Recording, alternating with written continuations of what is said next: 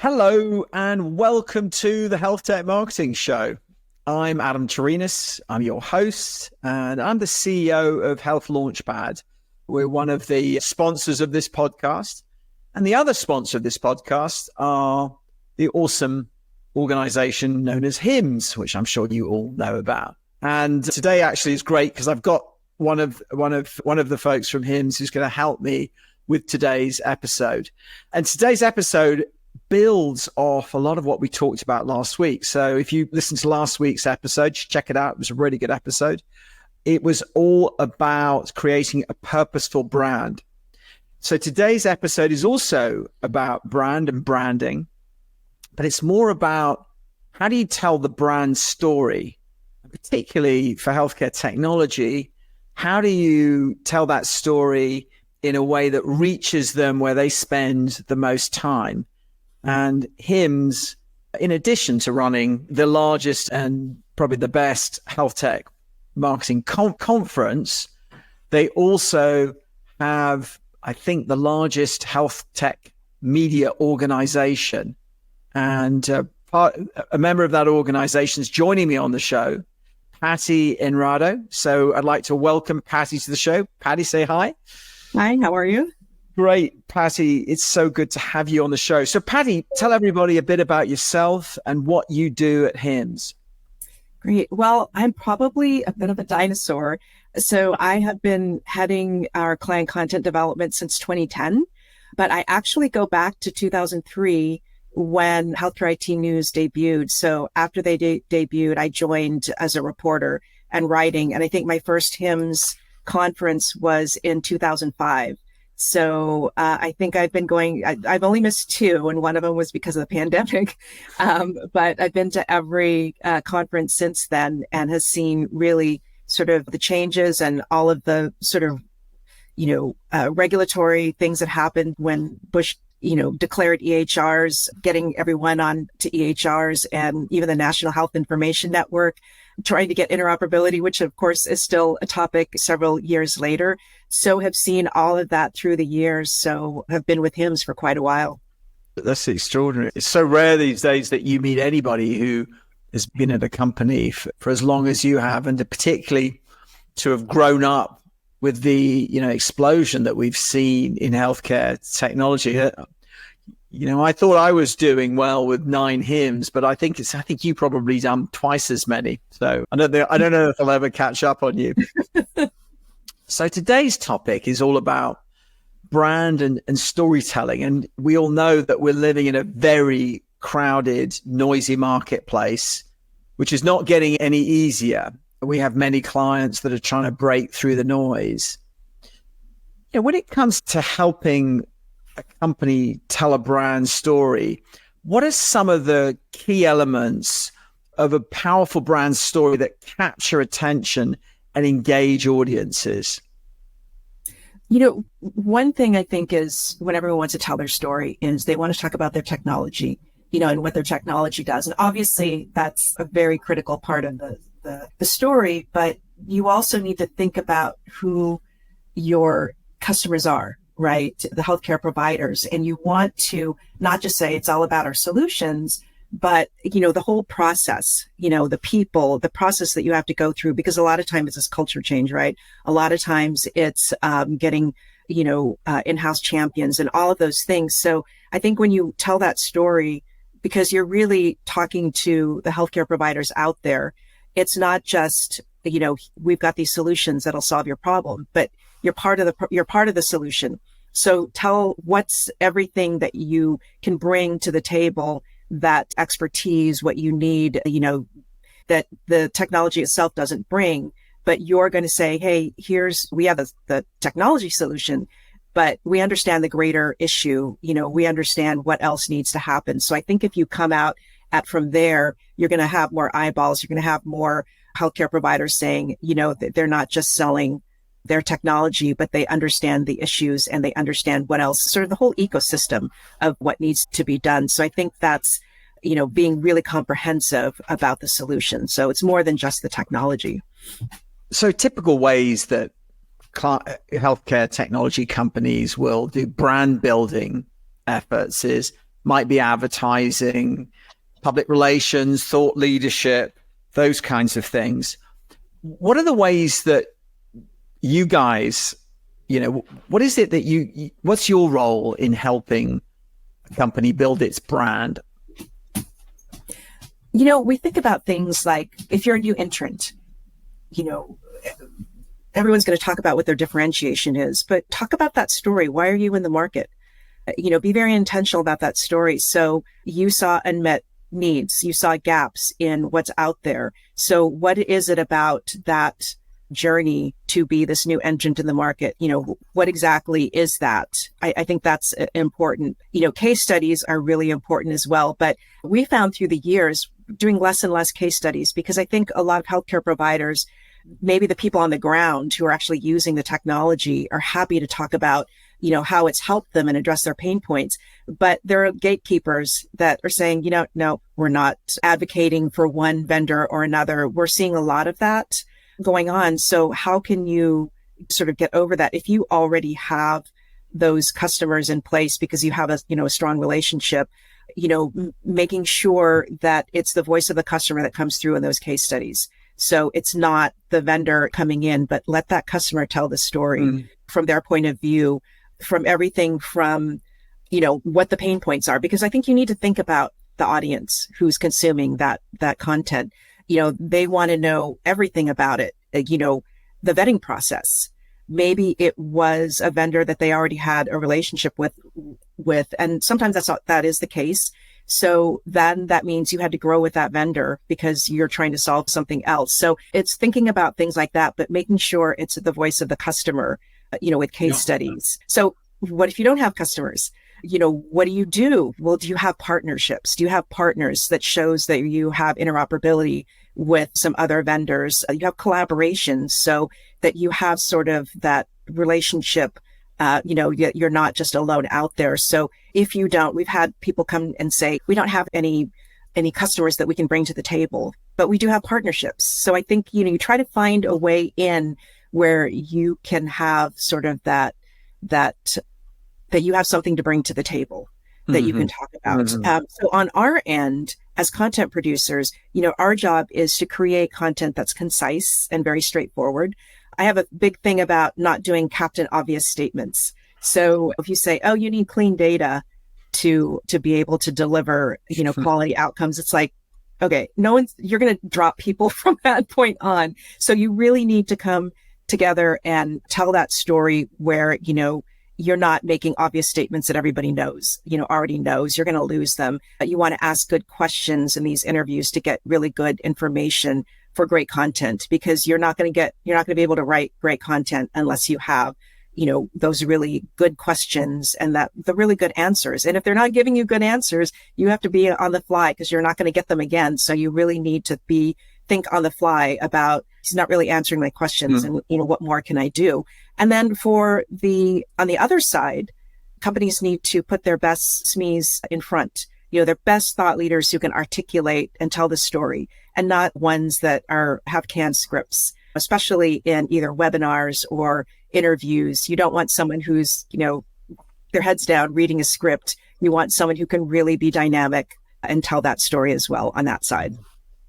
And when you're partnering with a client, how do you go about understanding their brand, their goals, their positioning, so that you can create the most compelling way of communicating that brand story? Yeah, for us, there's a couple of ways. So we have a corporate member benefit where we do complimentary content reviews and audits.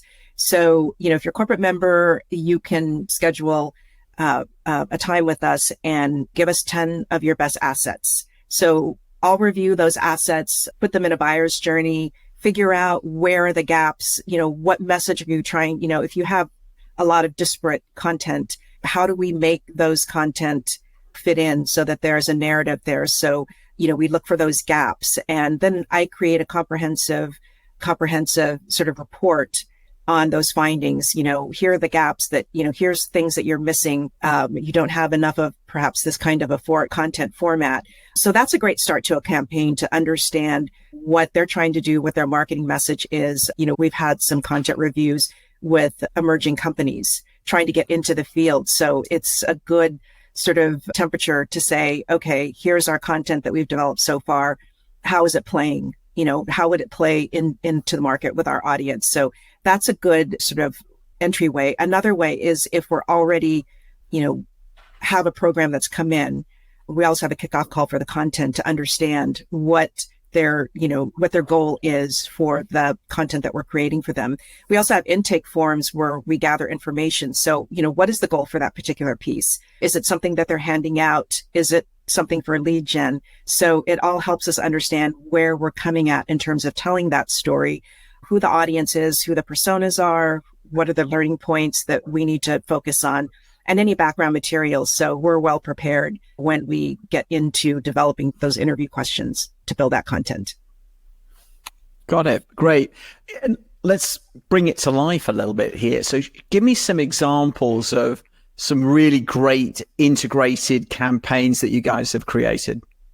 Yeah, so we're in our second year with this program that we are doing with Arcadia, who has a data analytics platform. So it's a 5-part HIMSS TV series on big data. We first started with a pulse survey. So 3 to 5 questions, customized survey, and then build the content around those survey findings. So we created the abstracts, the learning points and the interview questions for these 5 interviews. And then we paired that SME. So we had one HIMSS subject matter expert, and then I recruited 4 other subject matter experts from healthcare provider groups.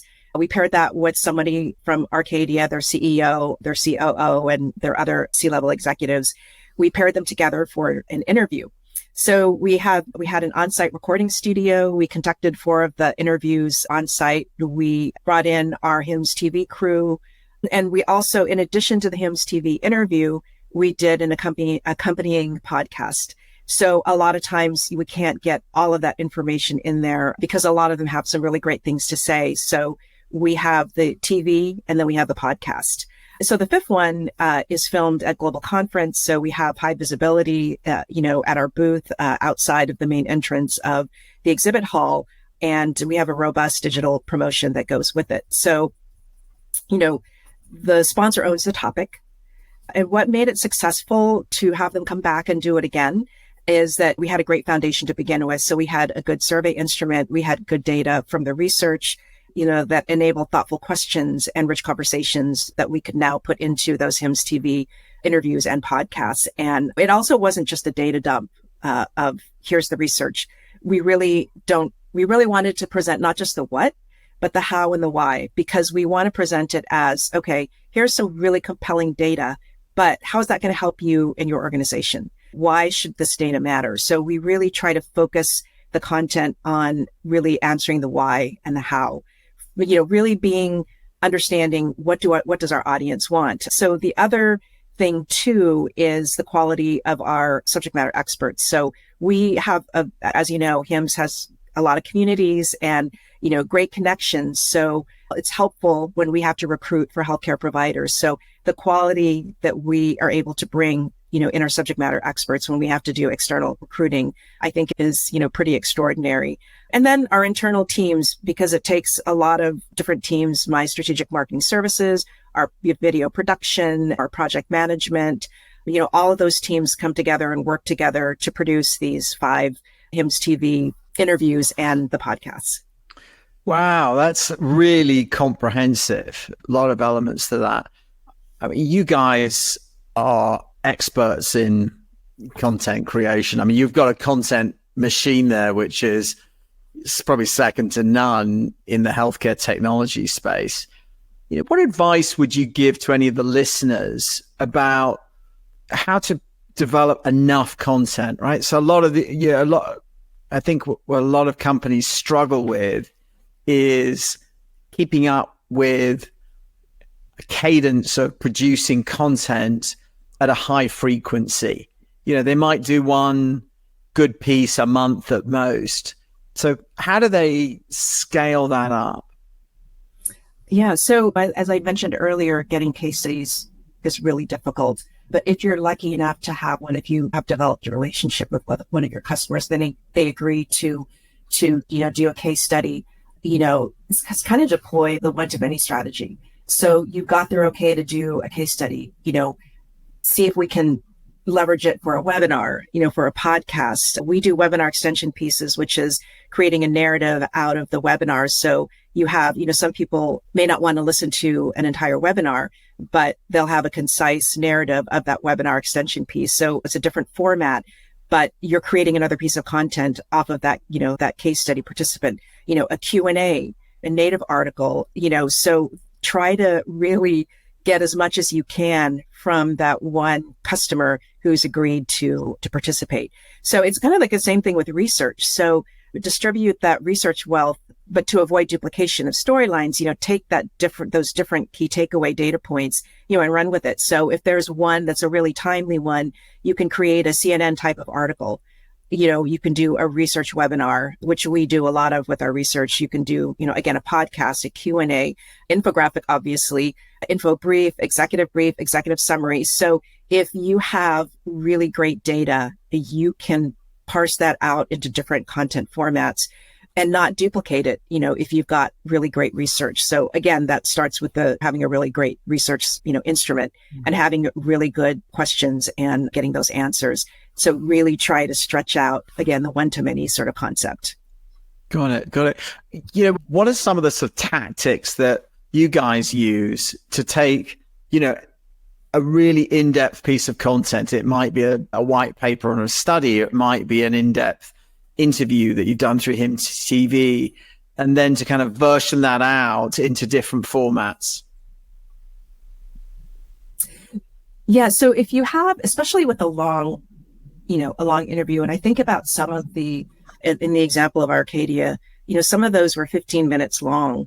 And so you can really take some of those questions, make them a little bit more concise for a Q&A, say, to be able to disperse that, because maybe people aren't going to be watching that HIMSS TV episode, but here's a Q&A, that you can use. So, you can take longer pieces and really sort of compress them and do things like Q&As. You can even do, like a brief, even a 1 page out of it, even like a 1 minute segment of that, where they're really talking about a very specific thing that you say, hey, this would be a great, 45-second or 50-second slot that we can take from that.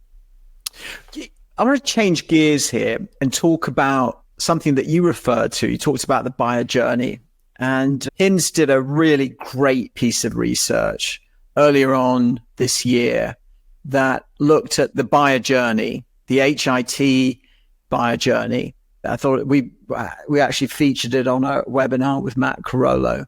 It was really insightful. Was there anything in that data that surprised you and it makes an impact on what you do and how you do what you do? I was very surprised by, that 86% reported that product demos are important to them when researching a potential technology vendor. And it trumped videos and webinars and visual content, thought leadership content, and, and even research itself. So that was really startling for me. And so I thought to myself, well, what does that mean? It means that you need to look at product, demos. And I think when people think of product demos, they think of sort of the guy in the lab or whatever who's coming out and, is not familiar with being out in the camera. But, they have to be high quality, they have to be comprehensive, and they have to answer a lot of the questions that tire kickers want to know. Do you have the right people to do those demos? They really need to be engaged. They really need to be knowledgeable and, not wooden. And again, not reading from a canned script. One of the things that I found interesting when I was doing at HIMSS 24, did person on the street interviews and was amazed at how many people had done their research. The ones who are there and said, I'm looking at certain products in this category, but they've done their research already. So they're ready to go to the interoperability showcase to see these things in action. So it really resonated with me, the fact that, product demos are really important. So I think that is something that people need to think about, is that people are doing their research and product demos are important. I think that another thing that stood out to me was that the top 3 information sources for decision makers. So in-person events moved up from 5th and 2023 to tie for 1st, with vendor websites in 2024. So, 2 things. Websites are important, And a lot of times we and our writers will look at the websites of our clients heading into our kickoff call, or, after our kickoff call, after we learn a little bit more about our clients. And I tell you, a couple of times I've gone onto those websites and I really couldn't tell what they did, because it was kind of a lot of market speak. And, we do X, Y, and Z, but it was really not clear, like, what do you do? So I think that you have to really think about your websites when people come on. They really want to know. I don't have much time. What do you do? On there, not a lot of glossy things, but, sometimes the content and language is opaque or it's really general. So I think that the websites need to be clear and, concise and transparent. What do you do? I think in-person events, again, as I was meeting with people and doing these quick interviews on the street, a lot of them were really happy to be at an in-person event. They were a little tired of the virtual aspect of meetings, but just starting to connect again with people, which to me totally makes sense that in-person events moved up, especially as we're now getting back into the swing of in-person events. Yes, so I certainly felt that at HIMSS, that there was just a real sort of, there's almost a joy, like just seeing people. And boy, it was busy. I think it was close to 35,000 attendees, and on the exhibit floor, it felt really busy. Yeah. And when we were talking with exhibitors, they said there were times past where you had 45,000, 55,000, which is great when you think of it in numbers, but who do you really want, to meet there? Who do you really want to see? And a lot of the vendors that I talked to had said, we had meaningful conversations, and that's really what you want to get out of it. So again, speaking to the people that I spoke to who were talking about, I've done my homework. I am here now with a mission, to go to this session on AI, to talk to these AI vendors, so I think from learning from that, then you need to be really thoughtful about what you're doing at your booth, what you're doing in your in-person events, making sure that you're providing a really high quality experience, whether it's at your booth or an education session or a social event. It's time to nurture those relationships. So I think too, especially with education sessions, really think about how you're solving those pain points. That yes, you are going to be talking about your solutions, but let's talk about, how you're understanding what your clients are going through. Yes, absolutely. Well, let's just, the last question I want to cover is about emerging technologies. And I'm very curious to get your perspective on some of the emerging technologies. I mean, let's call it what it is, AI. And how's that impacting the way that you guys are tackling content creation and telling the story of your clients' brands? How do you see that changing over the next few years? Yeah. And I will go back to person on the street, because I think I interviewed like 19 people. I never, brought up AI, and they were all the ones who brought up AI. So obviously different than when blockchain was a big thing a few years ago, when everyone was talking about that. Obviously AI is here to stay, but, it's been in the industry and it's been out there for really decades. It's just how we're using it, I think. And I think the new advanced, AI, so Gen AI, especially, is taking things to another level. So being able to generate content, I think, is just hugely going to change a lot of things. I myself am trying to learn more about AI, understand it more. So I think that we all need to understand and do our homework in the industry. So I think there were some comments of, everyone seems to have AI. So a little suspicion there, like, oh, now you're talking about AI, or, So I think that we have to demystify it. Number one, we have to be transparent. We have to be responsible. We have to be thoughtful and careful and strategic about how we talk about it, how we, write about it, how we present it, and be realistic, but again, always that responsibility, I think, and the truthfulness. What are the drawbacks? I had one person who declared, AI is going to replace all radiologists. And I thought, well, that's a bold statement. And other people saying, no, of course it's not going to. It's going to augment, help things. So people have opinions about AI. And I think that we're there to be able to contribute to the conversation about AI, the myths, the things that you really need to think about. So I think that we're all learning more about it, which I think is great. And I think that as an industry, we can all help each other learn more about it in, at conferences, in sessions, education sessions. I've found the use of generative AI in the way that we create content has been transformative. I'll give you an example. This is specifically with what we're doing right now with the podcast. So directly after doing this podcast, I will take the recording and I will drop it into an application called Descript, the MP4 file, and I'll drop it into Descript, and that will create a transcript. And then I'll take that transcript, the Word document, and then I take it over to Claude AI, which is my favorite tool. And I'll say, okay, Claude, what were the 10 topics that were talked about in this transcript? And it'll go through and it does it very nicely. I always look at it and go, yeah, that's reflective of what we talked about. And then I will say, okay, write a 2,500 word article using those topics.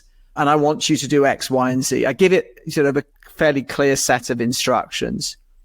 And I found that because I've been using it for quite a while and I've fed information into it to train it on my tone of voice using previous content that we created before using AI, that I'm blown away with what comes back. I do edit it quite a lot, but I would say it saves me 5-6 hours each time I do it. It's absolutely remarkable. On the other hand, if I don't use it, if I'm creating an article that is, say, original content that's not based on an interview, if I was to go out and write an article about brand storytelling, I've not found it to be particularly great at writing a sort of an article without the input of a conversation. You can use certain tools for research, but in terms of being able to speed up the repetitive stuff, it's just extraordinary. Yeah. And when you think about those applications, in drug discovery, in, so many different areas in healthcare, it's really exciting. Yeah, absolutely. Yeah, the potential is incredible. So I want to wrap things. I want to first of all say thank you so much for all your thoughts and your perspectives today. It's been really interesting. Thank you, Patty. Oh, you're welcome. And then I'm going to wrap things up now just with a few housekeeping things. So if you're watching this podcast, you can listen to it on Spotify or on Apple Podcasts. If you'd like to see the video, you can find it on YouTube. And as I mentioned in the podcast, there'll be a blog post about this, also a LinkedIn article, which you can find on healthlaunchpad.com or by following me on LinkedIn, which is if you search Adam Turinas, you'll find me. Just a little plug for a couple of things. We have the Healthtech Marketing Summit, which Patty will be part of on April 26th. You can sign up for that on the website on healthlaunchpad.com. You find it under Learning Center. And then the last thing I wanted to mention is that if you're a director, a VP, or a chief marketing officer for a health tech marketing firm, so director or VP of marketing or CEO, we've got a private network with, we've got close to 100 members that are all part of a group that meet monthly. And we talk about all sorts of interesting topics. So you can find out about that through the website. So with that, I will bid everybody farewell. And Patty, thank you so much to you for everything you've shared.